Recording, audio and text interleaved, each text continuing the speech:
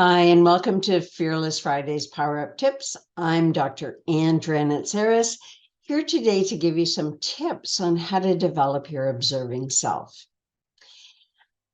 If you're feeling like life is just passing you by, leaving you feeling lost and disconnected from your own thoughts or feelings, as though you're being driven by things outside of your control, unaware of what you want or need, or if you might question why you do what you do and why you're in the relationships that you have, if this sounds like you, you'll be relieved to know that there's nothing really wrong with you, but you may simply be suffering from a condition called brain blindness, or in other words, a lack of development of the observing self. And this is a condition that really can leave you feeling like you're stuck in a rut with no way out. So the cure really to this is to develop an observing self, increasing your self-awareness so that you can actually get back in the driver's seat and take charge of your life. So let's start by defining brain blindness. It's a state where you're unable to understand or perceive your own thoughts, emotions, and behaviors. Your brain's operating on automatic pilot, just throwing out negative thoughts, judgments, or feelings that you believe are true. Being brain blind has some pretty significant consequences when you think about it, because you don't know what your brain is causing you to do. These consequences include making poor decisions, not prioritizing yourself, staying codependent in relationships, feeling like an imposter, and limiting your own personal growth. So, what's a brain blind person to do? Remember, it's like not having sight, not having insight into yourself. So the first step in becoming self-aware is to get to know your brain. What's your striving style, for example, or Myers-Briggs type? What are the emotional drivers of your behavior?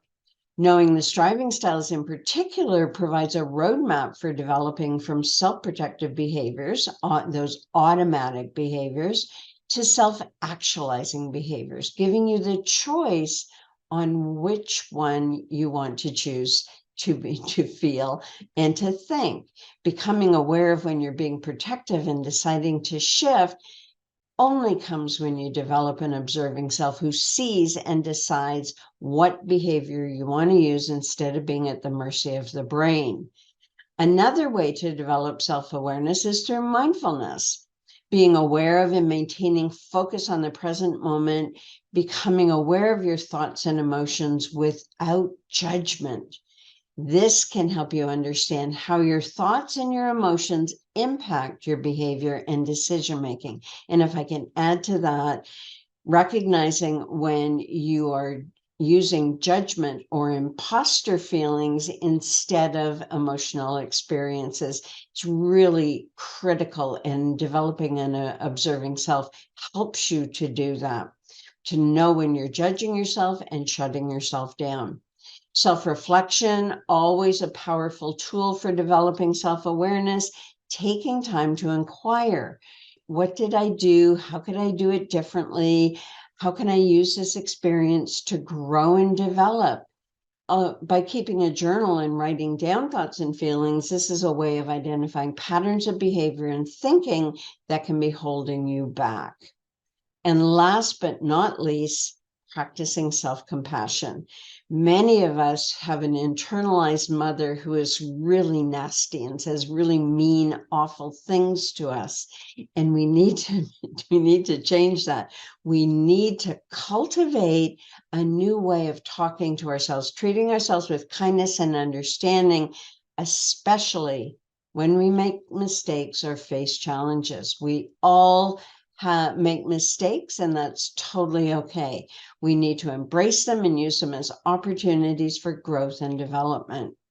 So brain blindness doesn't have to hold you back from living your best life. Remember, it is a lack of sight, it's a lack of insight into the self. by getting to know your brain through the Striving Styles assessment, practicing mindfulness, journaling, engaging in self-reflection, and practicing self-compassion, you can break free from the automatic pilot your brain will operate in when you haven't developed an observing self. So I'm Dr. Ann Dranitsaris, and I hope you've enjoyed today's Fearless Friday. Please hop on over to our either our website, Dranitsaris-Hilliard.com, or have a look at our YouTube channel, Dranitsaris-Hilliard. We have a lot of information on how you can be powerful in your life, going from stuck or brain blind to powerful in all areas of your career, your life, your relationships, and developing yourself as opposed to living your life in a bit of a fog. Until next time, thank you so much for joining. And I would appreciate if you've enjoyed our YouTube videos, please give us a like or subscribe to our YouTube channel. Until next time, bye for now.